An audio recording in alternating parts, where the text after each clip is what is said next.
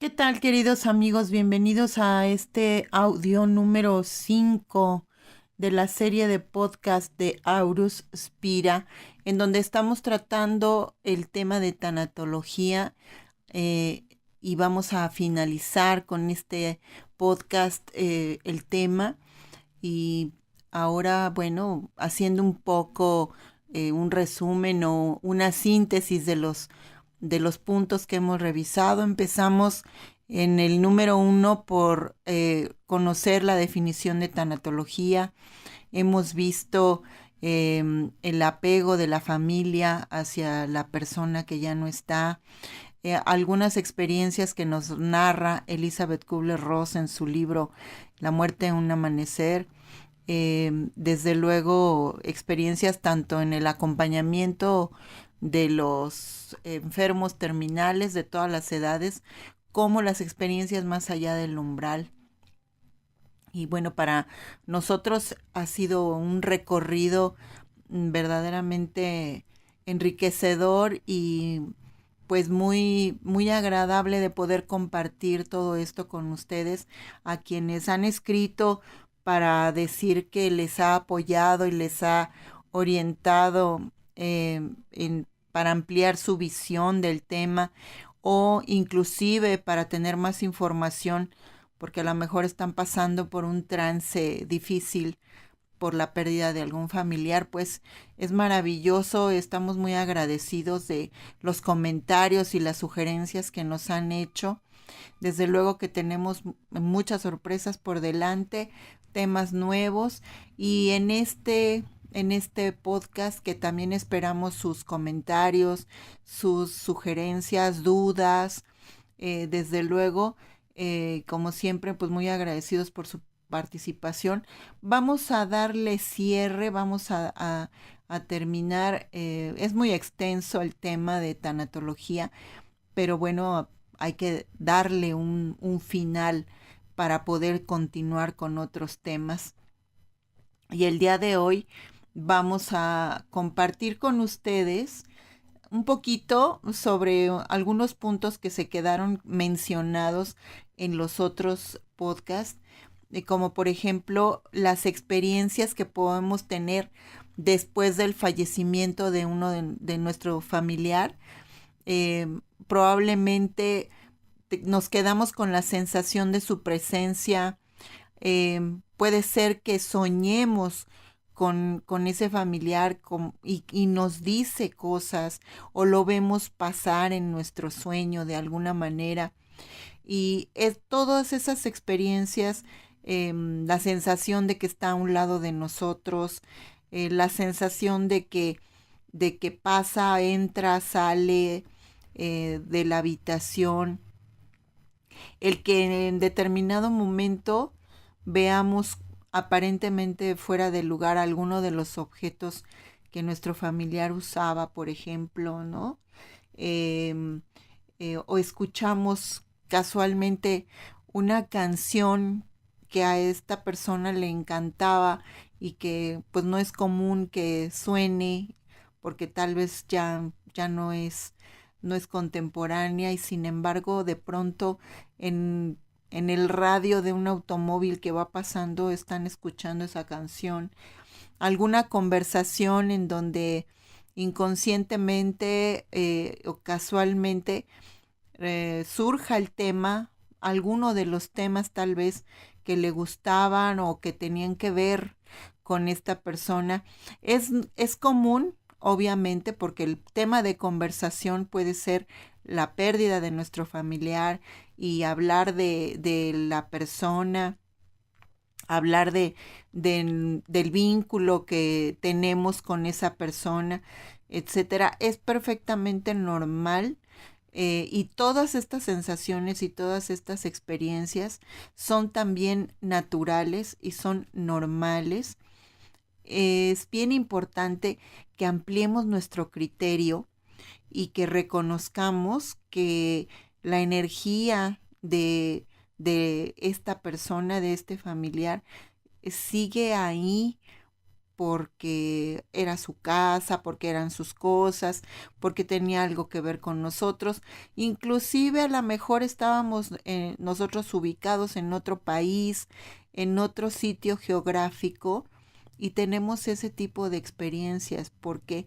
Porque la energía del familiar que ya partió de este mundo continúa vibrando y continúa conectada con la energía de nosotros desde otra dimensión. Es un tema muy, muy interesante. Y bueno, si hay algún sentimiento en donde nos sentimos incómodos de estar viviendo ese tipo de experiencias, sí yo recomiendo que de acuerdo a las creencias de cada quien, realicen pues alguna ceremonia, algún ritual. Entre los católicos, por ejemplo, acostumbran hacer un novenario, rezar el rosario, decir misas, mandar decir misas. Y todo eso ayuda a que la familia vaya encontrando su tranquilidad. Hablo de los católicos, es la religión, digamos, más cercana en muchas de nuestras familias. Cada religión tiene sus rituales, cada religión tiene su manera de despedir a las personas que ya se fueron. Y son rituales que en general ayudan a que las familias recuperen la tranquilidad y que acepten la partida de la presencia física de el familiar. La presencia espiritual continúa. Las vivencias y los recuerdos, las memorias, el significado, el afecto, ese continúa, ese nunca se va a perder. Y es bien importante enriquecerlo, nutrirlo. Desde la tanatología, yo recomiendo mucho a la familia que se reúnan constantemente con la mayor frecuencia posible y que platiquen de la persona que ya no está, eh, y que se permita a cada uno expresar lo que vive, lo que siente al respecto. Y esta es una dinámica muy fuerte, y bueno, el tanatólogo puede estar presente ayudando a coordinar no lo que se va a decir, sino la expresión de las emociones y el respeto que todos los miembros de la familia es mejor que tengan para lo que exprese cada uno, porque habrá quienes expresen a lo mejor emociones fuertes, tal vez con dolor, tal vez con ira, y algún otro familiar pues no le parecerá tal vez correcto. Sin embargo, para sanar la ausencia, para sanar la partida, para sanar el fallecimiento y el poder vivir y continuar cada quien con su propia vida, es importante eh, que se expresen las emociones y que se pueda cerrar, digamos, el ciclo emocional del lazo afectivo que se haya tenido con el familiar, de tal manera que cada uno pueda continuar el sentido de su vida, porque esto es lo más importante y es, digamos, que lo que promueve la tanatología con énfasis, el que quienes nos quedamos tengamos la entereza y tengamos el enfoque de fortalecer el sentido de nuestra vida y no perdernos, ¿no? No soltar el camino que ya teníamos trazado o que en el que estábamos confiando, independientemente de la forma, de la edad, del afecto que haya habido entre la familia y la persona que partió. Es importante que cada uno retome el sentido de su vida. Y bueno, respetar las diferencias de cómo se expresa cada quien. Otro tema, otro punto que se mencionó en alguno de los podcasts anteriores era algo sobre el círculo del dolor. Hablábamos que a veces nos cuesta trabajo aceptar también la ausencia de un familiar porque estamos atados a lo mejor por un sentimiento de culpa o tal vez es ira o tal vez es resentimiento. Entonces es bien importante ver la manera de encontrar cómo revertir el círculo del dolor hacia el círculo del amor. Y aquí lo que yo recomiendo ampliamente es que escriban una carta a ese familiar, desde luego considerando que están platicando con esta persona, como si la tuvieran enfrente, permitiéndose ustedes expresar con todas sus letras lo que verdaderamente sienten y por qué es motivado ese sentimiento. Si vienen, digamos, si vienen accesos de ira, de llanto, es bien importante que haya alguien con ustedes que les ayude a digerir toda esa emoción. No hay que retenerla ni reprimirla. Y es importante que si va a haber lágrimas, que haya lágrimas, si va a haber ira, que haya ira. Y debe haber estrategias que el tanatólogo, por supuesto, les puede recomendar para que ustedes puedan canalizar la emoción. A veces hay ira por el hecho de que la persona se fue, ni siquiera porque nos debiera algo o porque nos hubiera lastimado en vida, sino porque se fue y hay un volcán en erupción dentro de nosotros de muchas emociones. Nos sentimos culpables por habernos quedado, nos sentimos enojados a veces porque se fue y me dejó, o me siento muy triste porque ahora no sé qué voy a hacer, a lo mejor porque yo dependía mucho de esta persona. Todo eso es indispensable que lo escribamos y que permitamos que la emoción se desborde, se manifieste con la compañía del tanatólogo que siempre nos va a estar ayudando a que esa emoción se vaya transformando y se vaya aclarando. Es importante expresarla y es importante que la distingamos, que la identifiquemos.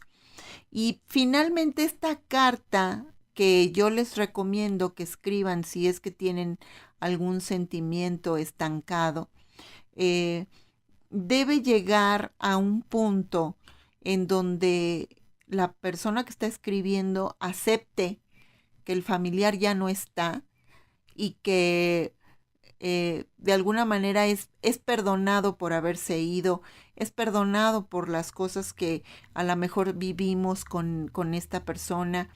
Y yo también que estoy escribiendo la carta me perdono por lo que haya quedado pendiente, por lo que no haya resuelto, porque me siento culpable, yo me perdono. Eso es bien importante. El perdón debe ser en primer lugar para quien está escribiendo y al mismo tiempo y tan importante para quien se fue, y sea lo que sea que haya que perdonar, y no tengamos miedo de decir te perdono. A lo mejor se fue un familiar con, digamos, cierta jerarquía afectiva importante, como puede ser mamá, papá, ¿no? La pareja. Y podemos decir, pero yo de qué voy a perdonar a mi mamá. No es porque mamá haya faltado en algo, es que yo me siento abandonado, tal vez, ¿no? Es un ejemplo, tómenlo como mero ejemplo. Tal vez me siento abandonado, entonces me enojo con mi mamá porque se fue. Y es actuar como niño o como niña, ¿no? Y la verdad es esa, que en los momentos de crisis en la vida, esa inocencia, esa frescura de emociones vuelve a surgir. ¿Por qué? Porque nunca se ha quedado, nunca se ha muerto el concepto de niño interior es real porque está vivo y es importante darle su lugar y es importante darle voz y que se exprese y que diga lo que le duele y lo que siente. Eso es bien importante. El tanatólogo puede acompañar a que hable el niño dolido, el niño que está enojado, niño o niña, ¿verdad? Hablo del niño interior, de ese ser aparentemente desvalido, frágil, que está dentro de nosotros y que se expresa cuando hay un momento de crisis en donde parece que las circunstancias nos sobrepasan, las circunstancias nos rebasan. Y reconocer entonces que todos estamos pasando por las etapas del duelo que Elizabeth Kubler-Ross y la tanatología en general nos ha dejado muy claritas, la etapa de la negación, cuando recién estamos viviendo la pérdida de nuestro familiar, eh, el primer impulso que, que tenemos es negarlo y decir no puede ser.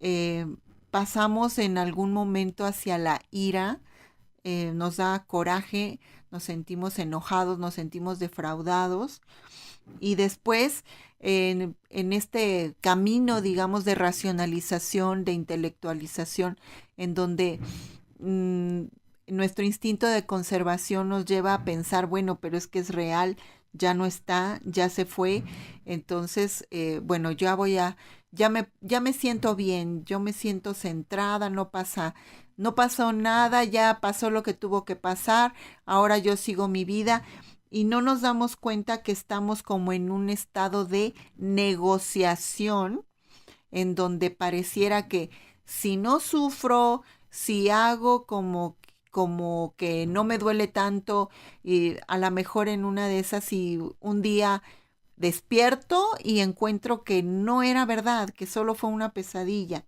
Es como una negociación. Al ver que la negociación no tiene el resultado que inconscientemente nosotros estamos buscando, que es el que se revierta el tiempo o que se revierta esta condición de pérdida, viene un estado de depresión.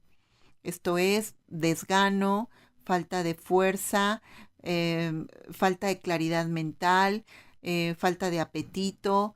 Aparentemente no queremos hacer nada y hay que reconocer, estoy en depresión. Eso significa que me estoy rindiendo. Es un estado muy importante, es una condición muy importante. Me estoy rindiendo a las circunstancias, pero yo no tengo por qué perderme, yo no tengo por qué dejarme llevar por esta falta de energía. Yo puedo hacer a través de respiraciones, de terapia, de ejercicio, de lecturas, de meditación o de oración, lo que me resuene verdaderamente en mi interno, puedo llegar al estado de aceptación. Y bueno, es un estado en donde verdaderamente voy a comprender y a sentir que mi vida puede seguir y que mi vida tiene sentido y que aunque me siga doliendo la ausencia, voy a honrar la vida de quien ya no está con mi propia vida, buscando mis metas, buscando mis logros, sintiéndome útil a los demás y viviendo de acuerdo a como probablemente ese familiar que ya no está quisiera que yo viviera. Feliz seguramente, activo, activa, eh, cubriendo necesidades, desde luego, a veces se complica un poquito, ahí también hay que buscar la unión familiar y es complejo en cada grupo familiar, pero muy necesario para poder salir adelante. Y cierro este tema con esta reflexión.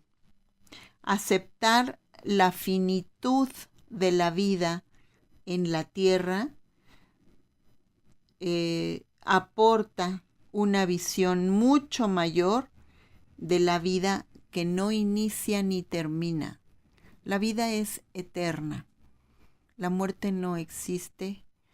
Es solo el apego lo que nos hace sentir la ausencia.